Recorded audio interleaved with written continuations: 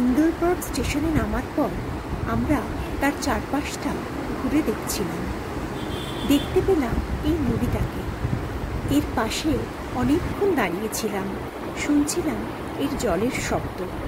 এই অসাধারণ প্রাকৃতিক সৌন্দর্য মাউন্ট পিকলিসে অনেকক্ষণ না থাকার কষ্টটা কিছুটা হলেও কমিয়ে দিয়েছিল।